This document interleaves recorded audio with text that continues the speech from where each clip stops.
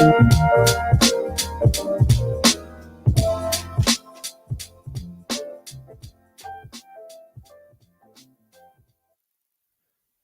like that. I like that music. I like that.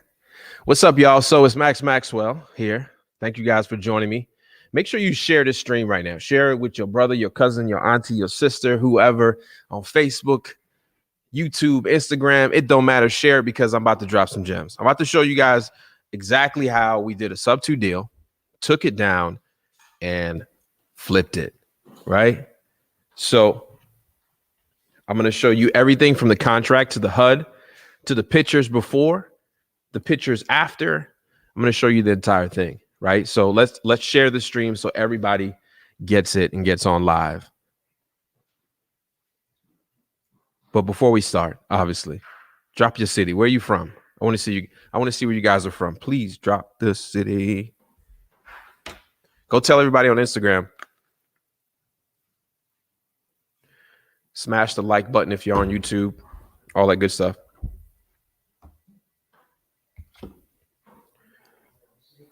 Can I get the comments live, guys, back there in the studio?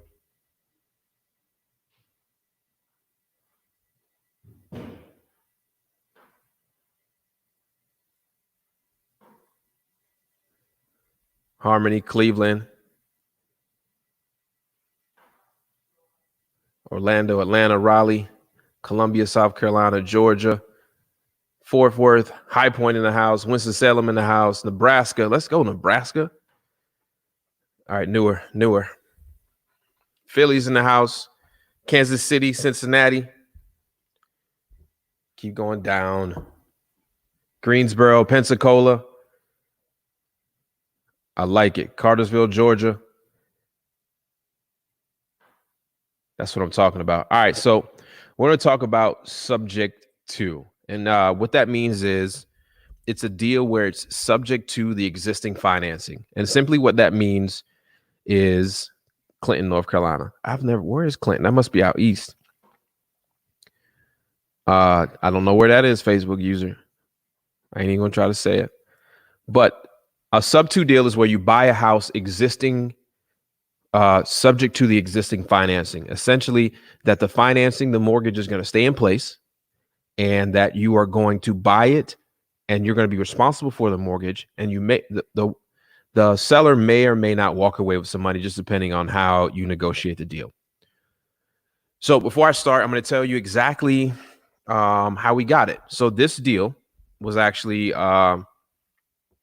here. I'm going to actually pull up my deal machine.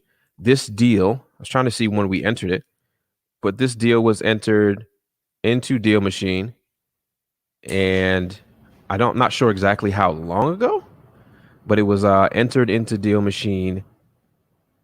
And we talked to the seller. The seller called in with the number and our team negotiated. So let me tell you how it went down. So the person that owned this property had inherited this property from their father, I believe. And they wanted to move out to Eastern North Carolina towards the beach. The house was outdated completely. And the house had a mortgage on it. That's why it's a subject to. So what happened was the seller was looking to walk away with $12,000. So we ended up negotiating the deal to where we would take over the mortgage, and the mortgage had 2 loans on it, totaling around, I believe, $70,000. We'll get exactly to the numbers here in a second. But what I want to show you first, before we get to the numbers, is what the actual property looked like. So if I can get the studio to pull up my iPad, I will show them exactly what the property looked like. So this was the property, 135 Robbins. And as you can see, there was the garage with the tanning bed. I didn't keep the tanning bed. There goes the garage. Obviously, you see, there goes the bedroom. Good thing about this house, it had fairly decent windows, which means they're vinyl windows, and it had original hardwood floors through most of the house except for the kitchen. So you can see we ripped up the carpet. There was hardwood floors. There was it already had central air, but it was broken.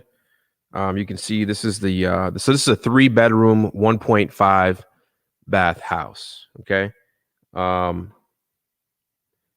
There was the bathroom, obviously one sink, disgusting. The mirror was gone. This is a bedroom, carpet over the hardwood floors. As you can see that it had hardwoods underneath the carpet. That was the front living room there. This was the kitchen with that beautiful green carpet, or not. See that beautiful green carpet there? Had wood paneling, popcorn ceilings, some odd. That window actually looked out into the garage. The garage used to be a carport and they converted it. Look at this beautiful kitchen. Not really. As you can see, house is completely outdated. It came with 4 pretzels, as you can see down there in the bottom left. There's the pretzels it came with. Those are good, actually. So those were the pictures before. All right. So what happened was the seller was looking for $12,000. And they were actually, so what happens is they started talking to big numbers. They started saying, hey, we want 75, 85,000. And once we got to the point where we were talking about, hey, listen, how much is owed on the property? They told us what was owed. They were only behind maybe a month or two, not much. And the mortgage on this property is around $700 a month. So they're only behind a month or two. And we end up getting some pain points out of them, find out what really want. They wanted to move to the beach. They were tired of living in this house that they inherited, tired of paying the mortgage, couldn't really afford it. Their finances were starting to go down. They figured they needed somewhere around $12,000. So we said, okay, you want $12,000. Let's not talk about the mortgage anymore. $12,000 boiled down to us negotiating them with the $12,000, which was actually fine. The $12,000 they wanted made a bunch of sense. So what we did with that is we end up putting the house under contract. And I'm going to show you what our contract looks like. And so here we go. I'm going to show you what our contract looks like. So here's I don't know who scanned this in our office with a Nokia cell phone or something. Absolutely terrible. But as you can see, the typical stuff you're going to put inside of a contract. And here's where it gets a little sexy. So the earnest money deposit on this one was $100. That goes straight to the closing attorney. The second $100 is a due diligence fee. This due diligence fee that I'm actually paying for gives me time to do my due diligence on this property. Could be an inspection, could be a just finding out if it's a good deal. And then you see the balance due at closing to the sellers was $11,800. Obviously, because I've already got a credit of $200 with the earnest money deposit and the due diligence. Now, if you go down to line F in this contract, you can see right here, line F, subject to, there was $55,000 approximately on the SunTrust loan, which we verified with the actual loan documents. And you can see there was a second mortgage from a Trueline bank for $20,000. So if you add the $55,000 to $20,000 and the $12,000 they wanted, we had a total purchase price of $87,000, right?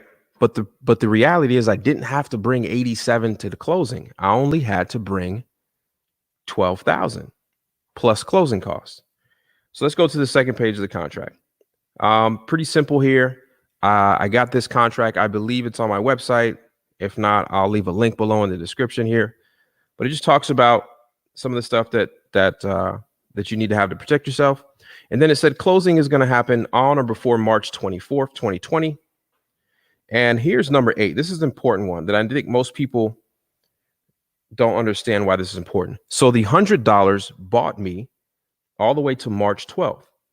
Now you're going to see the actual date I signed this contract, but you're going to see it's roughly going to be around 10 days or 2 weeks, right? So this allows me to go out and see if this property is in good enough condition to close on it, and also to see if I get enough interest from my buyers. I now have a contract, but I have $100 that allows me to basically back out of the contract with on or before this date, 5 p.m. by March 12th. If I wanted to back out of the contract, I just write it.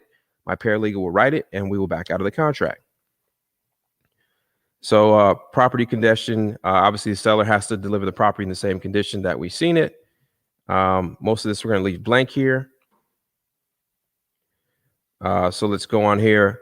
We're not going to do any financing contingencies because we're buying this one. And then we have some additional terms down here. And here's another, I forgot about this part of the deal. So the seller needed to stay in the house after closing because they did not have any money. Now, simply what that means is at closing, they were going to receive $5,000, and the rest of their balance was upon surrendering the keys to Venture Atlas at the date agreed upon. So I think we gave them an extra, I think it's 2 weeks or something like that in the house with the $5,000 so they can move, because that's how much they really needed to move, pack up stuff, get a U-Haul. And then as they deliver the keys to us, the attorney released the other $1,600. Obviously, I'm going to pay all closing costs here, as you can see there. So those are important things. So let's go to the next. So we signed this on March 4th, and our due diligence went to the 12th, so roughly 8 to 10 days, whatever that is. And you can see that this was signed. So what you can see here is, let's go back to the camera. What you can see here is this contract is not complicated.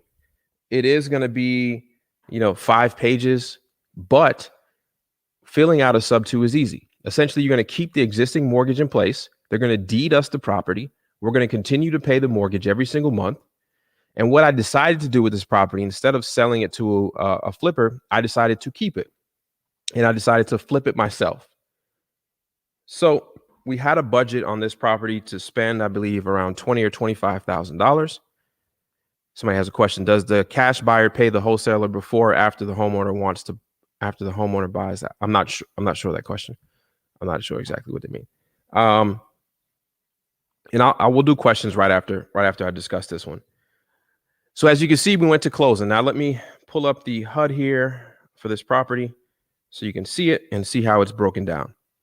All right, as you see, we have the HUD here. It's the simple stuff you have. With closing date was March 27th. Let's see here. Contract sale price was $87,000. The settlement charges to me were around $1,265. Gross amount due from buyer, $88,000. Obviously, you see the deposit of the due diligence and the earnest money. But then adjustment items paid unpaid by seller. Existing SunTrust. You can see the 2 mortgages right there. And then you can see the amount needed. So I had to bring $13,065 to closing here. Let's see here. I had to bring $13,065 to closing. The seller on the day of closing walked away with the $5,000 we promised. Plus, they were going to get another settlement charges of the $68,000 later once they brought the keys in. So as you can see, and then you have, let's see here. This just goes over some more of the fees on the HUDs. You guys have seen a fee before, but this is what the attorney charged me to close it. This is the transfer tax I had to pay. This is the recording charges here. Sorry, and then the e-recording, which they done it total. So total, I had to bring around $13,000 to closing. How do you switch over the debt without involving the bank? I don't switch over the debt. I don't assume the mortgage. I just continue to pay it. The actual mortgage stays in the homeowner's name, which in this case was the deceased father, that they inherited the property and the mortgage continued to get paid. So there is no, I'm assuming the mortgage. I bought the house and then the house belongs to me, but the mortgage stays where it is and I continue to make the payments. So I hope that clarifies that. So as you can see, there is the breakdown of the sub 2. So I'm going to see if I can bring up my scratch pad here. Just wait a second before we go to it. So if I have the numbers right, which I'm going to jump back and forth to the actual contract.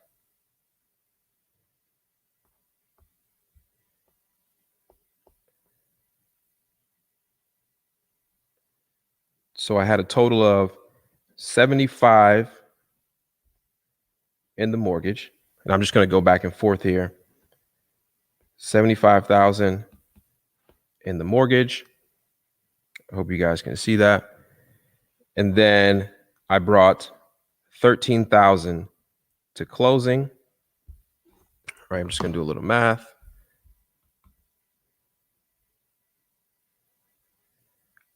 So 75,000 plus the 13,000, I'm roughly going to be in it for 88. Okay. Now this property, I looked right before we got in here. Remember, I only brought this part to closing. I'm responsible for this amount once I sell it, or if I decide to keep it for a rental. No, it's not illegal to assume a mortgage. I wouldn't be on here telling you. Assuming a mortgage means that you go to the bank, you do the proper paperwork, and you assume the mortgage through qualifications. There's nothing illegal about assumption. It's a bank term. So 88,000 is what I have in it. The budget for the renovations was around, I think it was 21,000. I know the contractor charge was 11,000. And in materials, we were around 12,000. And this property gets listed tomorrow. So I want you guys to be able to track it on Zillow.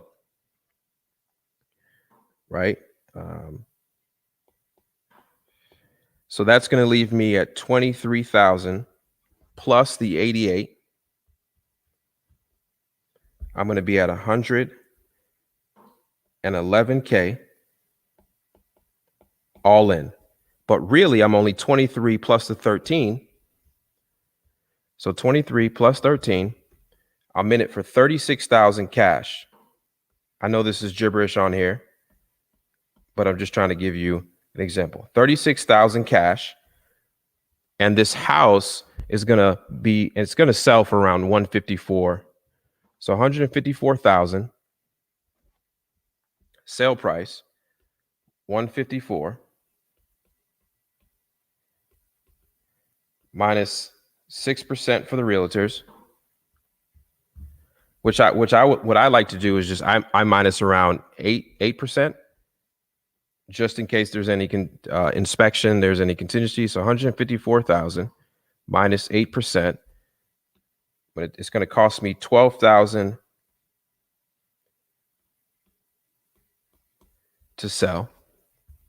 Which the numbers I only do 5%. I only give realtors 5% because the market's so hot. Everybody's willing to sell. So the 154,000 minus 8% minus the 111,000 I have in it is going to leave me a $30,000 profit. So essentially, I put in 36,000 investment to receive a $30,000 flip. Now, that ROI is almost 100% return on investment. This is why people love sub twos. Now, here's a crazy thing. I did this flip not knowing what was going to happen with COVID-19. So let's bring it back up here. I did this flip not knowing what was going to happen with COVID-19. So I had two exit strategies.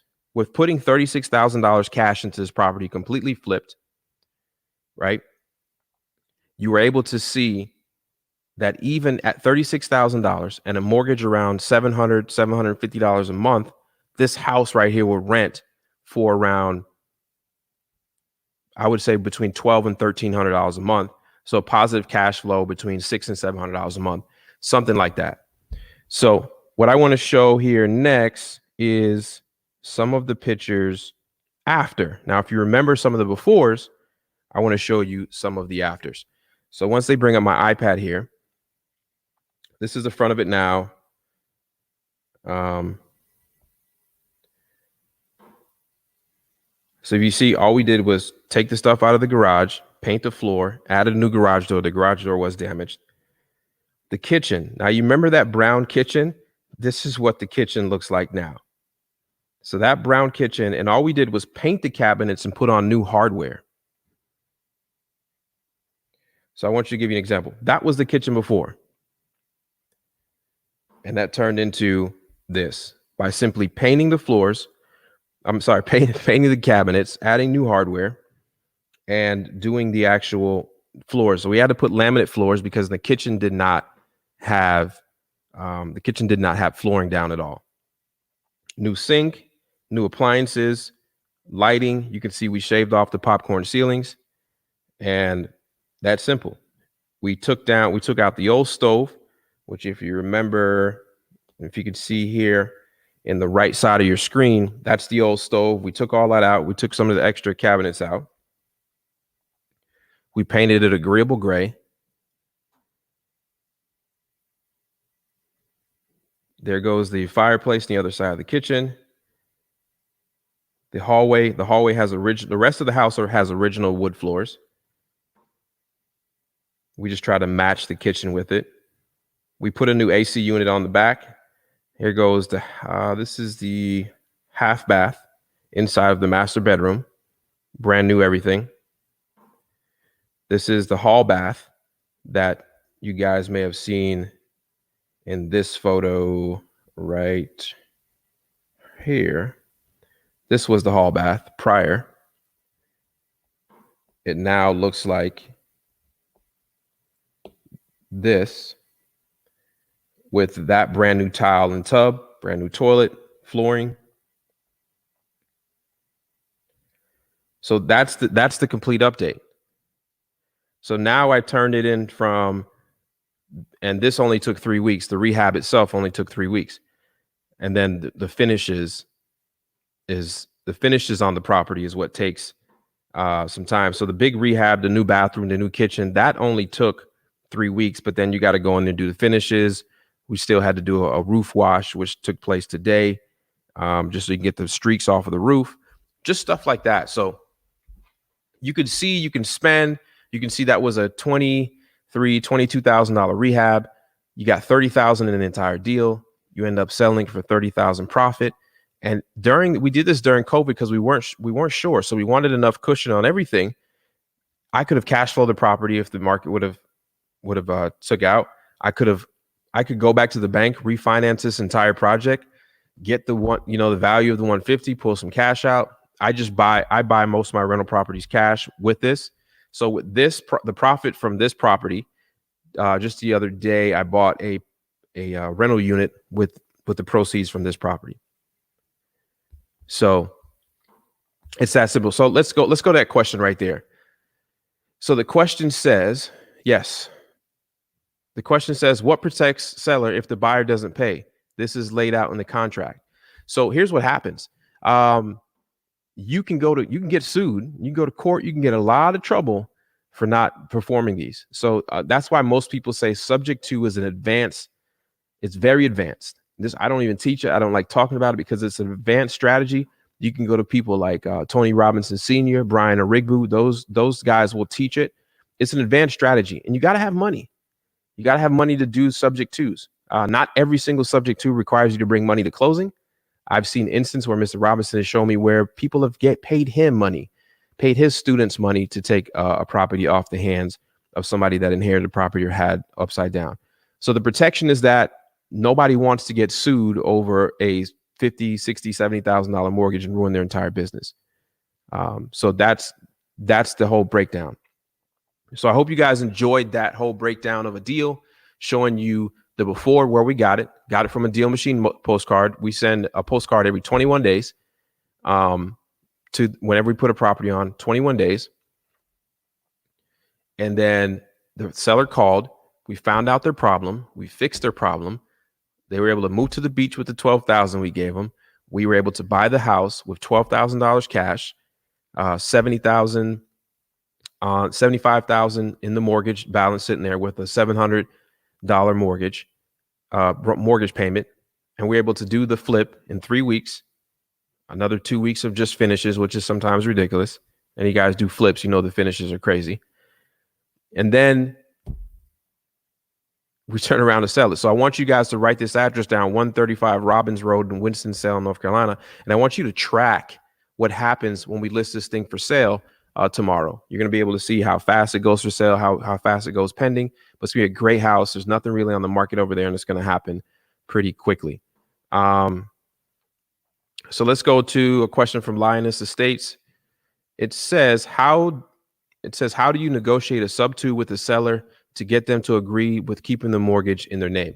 Now, when I first learned subject to, I never understood why anybody in their right mind would do this. But once I became more comfortable with the actual sub to process, it became easier for me to explain to the seller. Now, I've done probably 15 or so of these deals, maybe 15 or 20 so far sub to deals. A lot of the higher price ones I've kept. So the ones that are worth 200 plus thousand, I've kept them. I have people in them, obviously for tax reasons. So you're able to, when you get comfortable explaining it and understand, and the seller, it fits the seller. Remember, it has to fit the seller. This seller knew that we were a reputable company. We knew we had money. We had the track record. We were able to help them. We built great rapport with them, so they trust us and believed us. So that's how you don't ever convince someone. You present options to them, and they select the best option that is for them. Once the mortgage is paid off, how do you then gain rights to the title or put the property in your name? The property was already deeded to me at closing. If you go search the property right now, you see it says owned by Venture Atlas right now. So let's go to newer comments. I've seen most of these already. So let's see what this is. So after you get a signed contract with the seller, do you go straight to the title company or wait till you find a cash buyer? Yes, we turn our contracts in immediately, because in our contracts, it says that we have 48 hours to turn the contract in with the earnest money, which is $100, to the title company or attorney, depends on what state you are. We don't wait for a cash buyer. We go straight to them. So let's go to that question right there from Thomas, I believe. If the seller wants to get another mortgage and worries about not being able to get a second one, that's the only objection. What do you do? So that's a great question. So one thing we never do on subject to deals is we never promise the seller that we're going to be in and out in a year or 3 months or 6 months, because you just never know what's going to happen. We say, listen, we can be out of this house in a year, or we can ride this thing out to the end of the mortgage. Now, typically what happens when somebody wants to get a second mortgage in a few years, we just had just a couple weeks ago, we had a seller that sold us a house subject to call and says, hey, look, I'm going to go get another mortgage. We said, great. When the mortgage company requests information saying that you're not liable for this mortgage and that it's a cash flowing producing, we will produce the documents for them at that point in time. You don't want to give them something without requesting without the new mortgage company requesting it, because it may not be the right document. Furthermore, it may even actually spoil their deal that they're trying to work on now. So only give them what they actually, what the bank actually requests.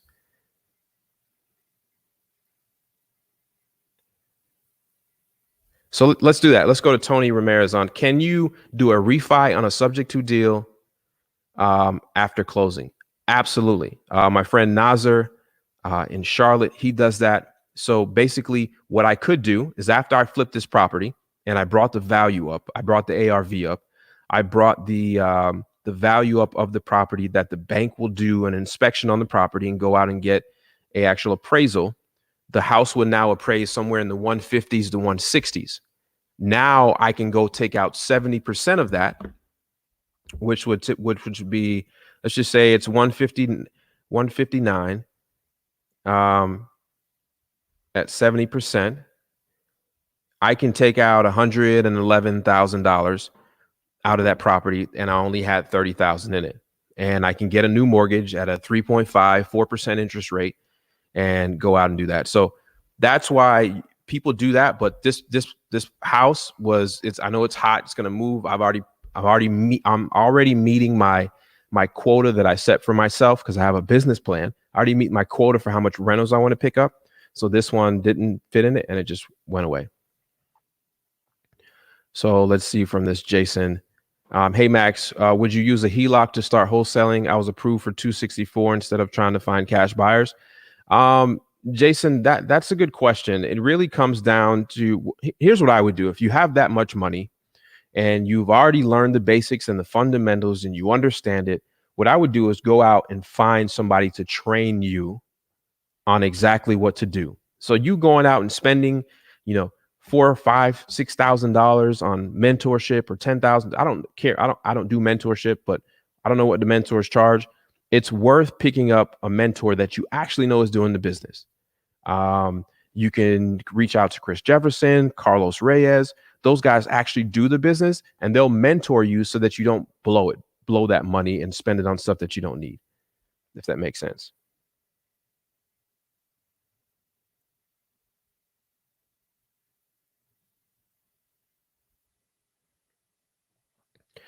Yeah, let's go there.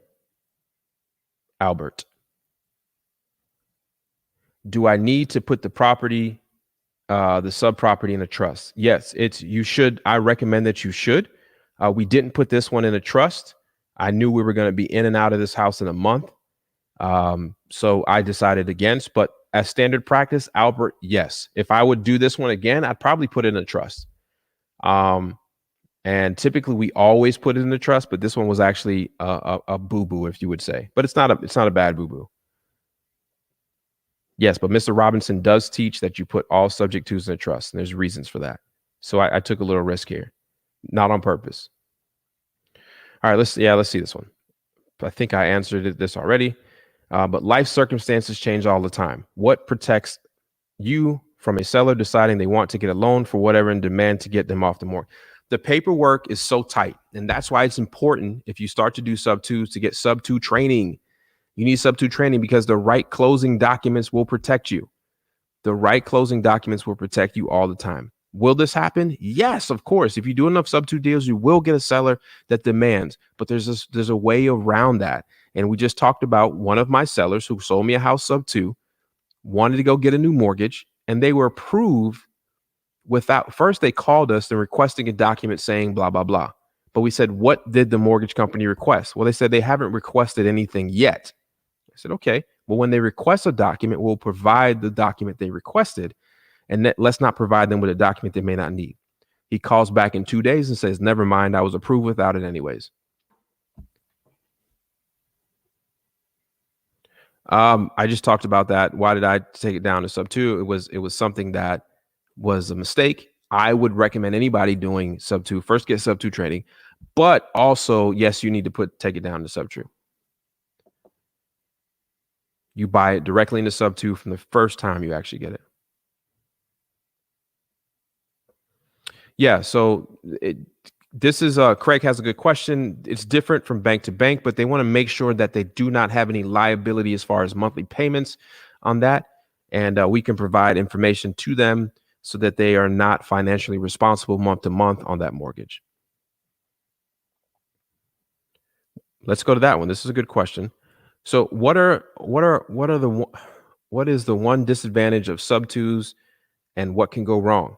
Well, typically if you don't have the finances, if you don't have the actual finances to go out and do this, and let's just say I was putting renters in this house, right? Let's just use a real life example. If you picked up a house sub two and you got 5 of them, and let's say instead of flipping them, you just keep them and you make them rentals. And let's just say now you're responsible for $5,000 a month in mortgages. And let's just say you're getting $7,200 in payments. So you're cash flowing $2,200 a month off these sub twos. And let's just say a little small thing runs along called COVID-19. And every single one of those 5 rentals, sub twos that you picked up, the person doesn't pay you. So now you're on the hook every month for $5,000 worth of mortgages. And you don't have the money to pay it. You will find yourself in court and a whole lot of trouble with the attorney general of your state. So you don't want to do that. If you don't have the finances to get into sub two, don't do it. Sub two is not an easy way to get out of not wholesaling or something like that. It's an advanced investment strategy. And I advise anybody to actually do it, to go out and get training. Kevin, no, I've never been sued by a contractor.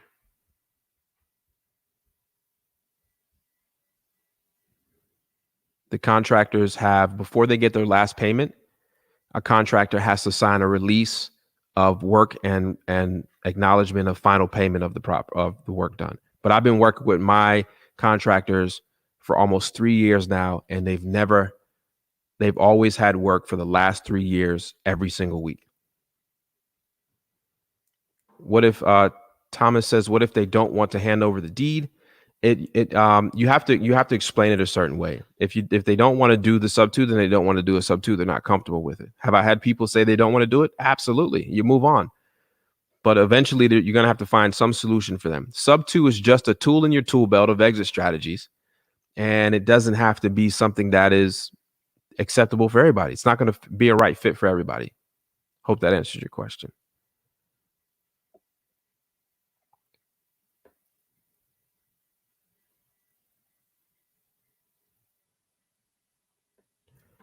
How long had you been making the payments? I mean, I bought it in, I think March it said. So I made a couple payments, I believe. Would you recommend against wholesaling a sub two property? I wouldn't. I wouldn't do it. Just because I made that responsibility to the seller. I made that commitment to the seller. And I don't want to pass on that commitment I made to somebody else because that's my reputation online. They're going to call me. So I never will wholesale a sub two property. Just me personally. Let's see this. Let's go to Chrissy. Would you take money out of your 401k to put down your first rental property, or would you put down on your first rental property? Or would you just wait and keep saving it?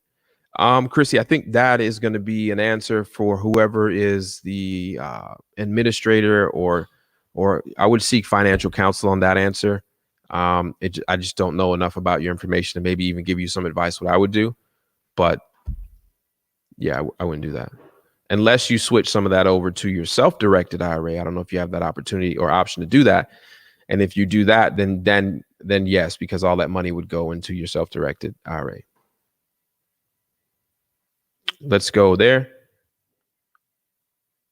So why 8% if you're only giving real estate brokers 5%? Because every time you do a flip, you're always going to have an inspection on behalf of the buyer. And there's always going to be something that the inspector finds that you're either going to have to fix or give concessions for. So to be on the safe side, which I think most people don't put these in equations, to be on the safe side, I put a percentage that possibly could be paid. 5% is go to the brokers. And I say another 3% just in case I have hiccups or something that needs to be fixed that's demanded from the actual buyer. Is it smart to get into sub two without reserves? No. I won't even read the rest of the question. No. There you go. There goes Mr. Robinson. He says you want the seller to be on board with the transaction. And that's why I said. So Mr. Robinson's the ones who taught me sub twos. I used to just wholesale. You want the seller to be on board with you. And the reason why you want the seller to be on board with you, because they need to make the decision that it makes sense. And you have to ask them questions. Hey, are you thinking about selling this house and going to get another mortgage right away? Then it probably doesn't fit in that category. So definitely you want the seller to be on board with the transaction because it makes the most sense. Here's why it made the most sense for this seller. If this seller didn't do a sub two, they couldn't walk away with the $12,000 in order to go do what they wanted to do to solve their pain point. Can you use the same attorney to close in different states? If that attorney is licensed in other states, then absolutely. But most of the time they're not.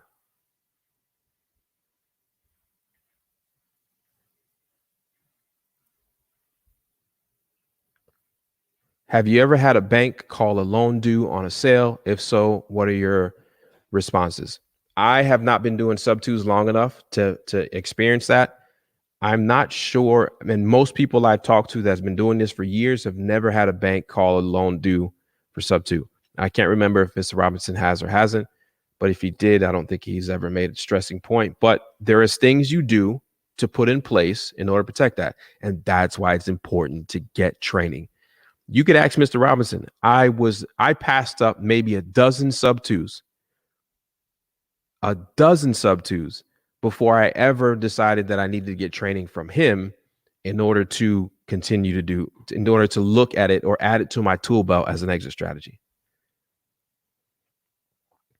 It says, what's the seller's recourse if you default? We just answered that. Who's in the back? That must be EA.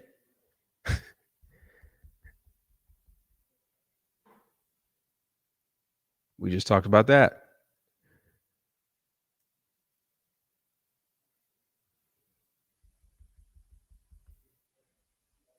So I hope this deal. So that's a good question for Caroline. How far into your wholesaling career did you start doing sub twos? I'll be honest. It was a clear. I didn't start doing them to probably mid or early end of first quarter of last year. And because I was terrified of them. I'll be honest. I was terrified of sub twos. I just didn't think I had enough. I just wasn't ready for it. And one thing that I had to overcome was I wasn't comfortable with subject to, and I couldn't explain it well to sellers. So I just stopped doing them. But I honestly wish that I did go get training from it earlier, right, Mr. Robinson? Like I wish I did start actually doing that.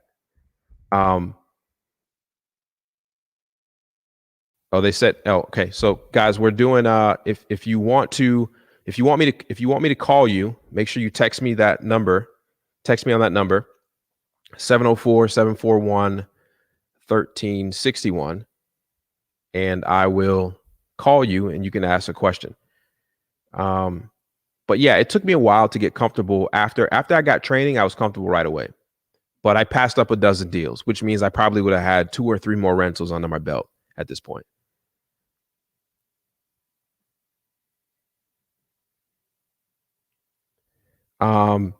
Lioness Estates. I know you spoke on short sales before. Would you say it's better to short sale a property versus sub to?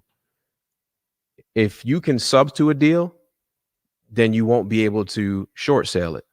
You have to look up the definition and what circumstances and exit strategies a short sale is for. But a short sale is when a house, when it's owed more than it's worth, right? So you owe more on the house than it's worth. You would not sub to that deal. You'll never trade a bad equity position with the seller. So sub twos and short sales, not even in the same ocean.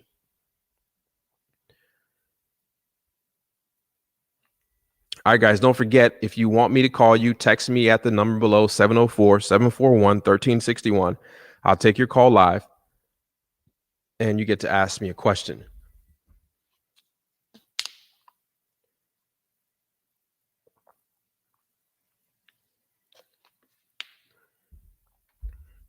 What's your most effective negotiation tactic for sellers looking for a ridiculous high amount? I move on. I don't waste time with them. You shouldn't either. Remember, I don't convince people to sell me their house.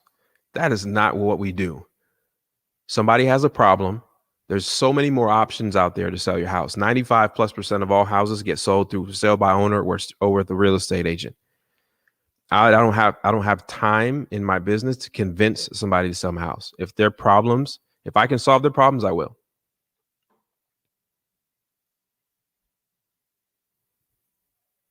Can we scroll down?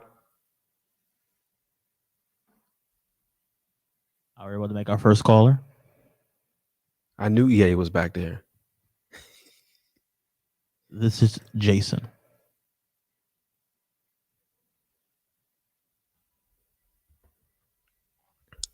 Can you turn it up?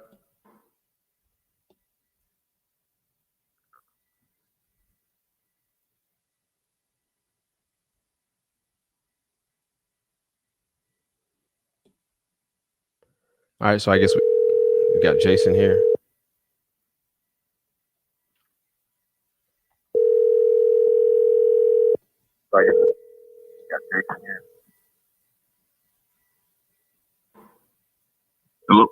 Hey, what's up, Jason? It's Max. How you doing? Hey, how's it going, man? I'm doing well. Thanks for watching. What question do you have? I just wanted to ask, how's it going, man? I'm doing well. Thanks for watching. What question do you have? You got to turn your computer down a little bit. Okay, I'm sorry. It's all good. All right. Yeah, I was going to ask you, I signed up with PropStream. Okay.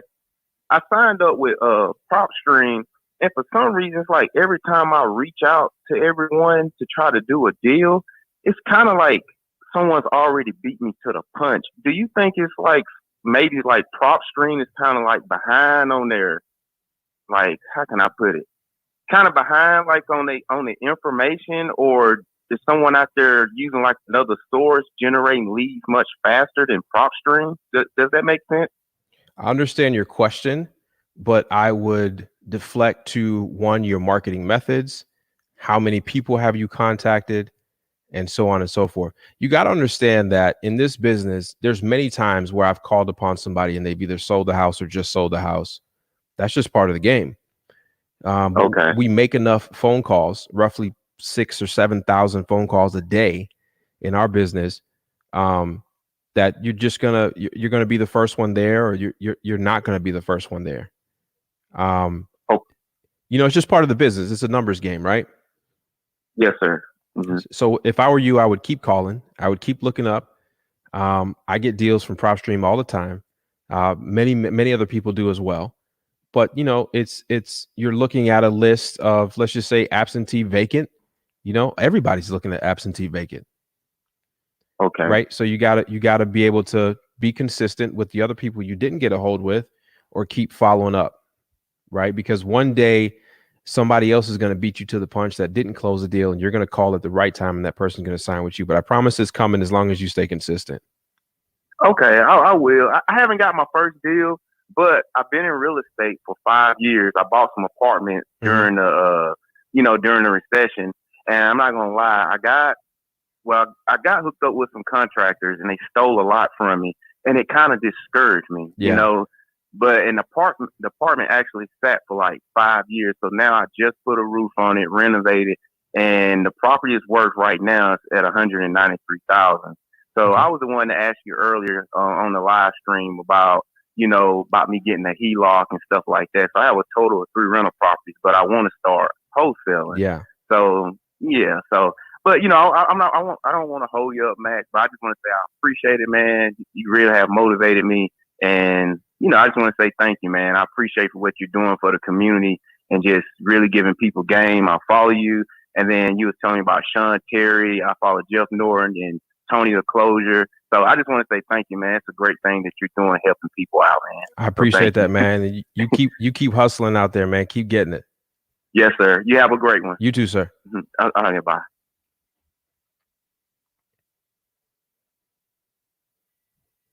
So as you guys know, that you gotta be consistent.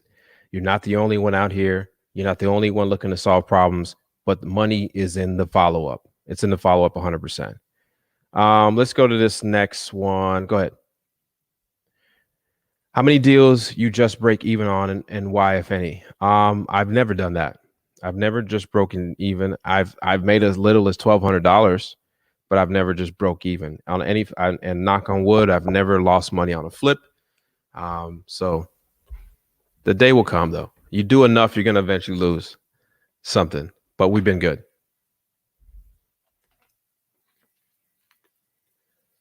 All right, we're ready for our next caller. This is going to be George. All right, George.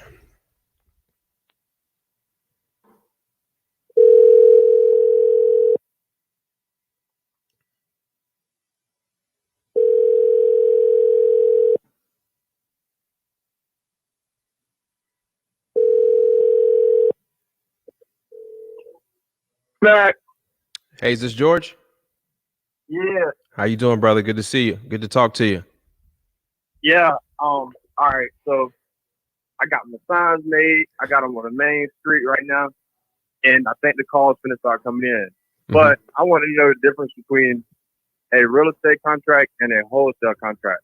As far as where do I find a wholesale contract? Yeah, so there is no difference. What you're doing, what you're technically going to be doing is putting an offer to purchase on a property, right? The contracts for wholesaling, like you can use the actual state contract or your real estate agent's contract and wholesale from those.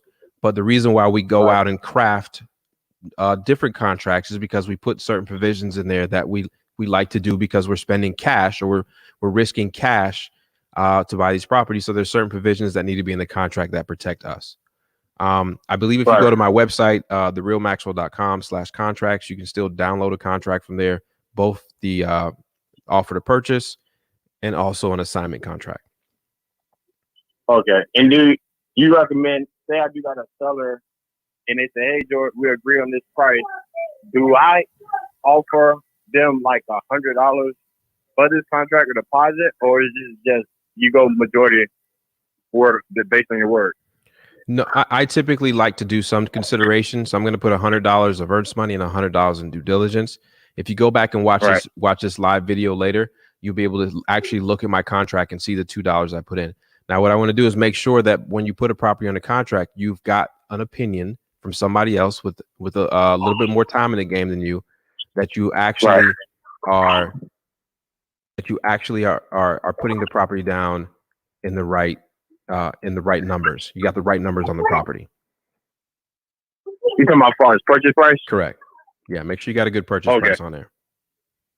Okay, yeah, I'm excited. I mean, I've been doing the rental, so the wholesaling is going to be a little different, but a lot of people have been contacting me off these lives, man. There you go, man. Keep going. Keep doing it. The signs work. I want to say, like one person just asked, should they put that 401k into real estate? Like take it out to put it in real estate? Mm-hmm. Well, you know, I retired at 31 basically. Well, 30. I'm 31 now. I don't work. So I would recommend them buying like a house with like a, people convert garages into rooms.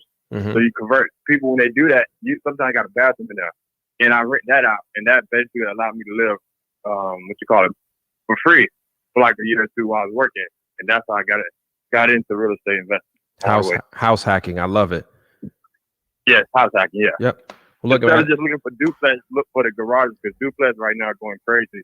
But you can also look for them converted garages where people got bathrooms in there. Absolutely. Well, look, man, I appreciate you calling in, and keep going. I hope you nail this on the head, man, and much success to you out there. All right, appreciate it, man.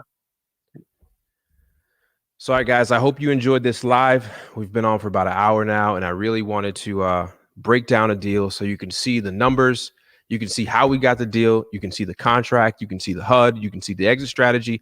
And don't forget to go look up this property on Zillow to see. We're going to list it tomorrow. And once we list it, we're going to see how fast we can get this thing sold. So I appreciate everybody watching. I'll see you again next week live.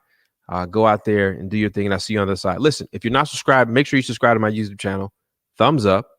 Give me a thumbs up and smash the like button and share this video with somebody else. I appreciate you guys, and I'll see you on the other side. Peace.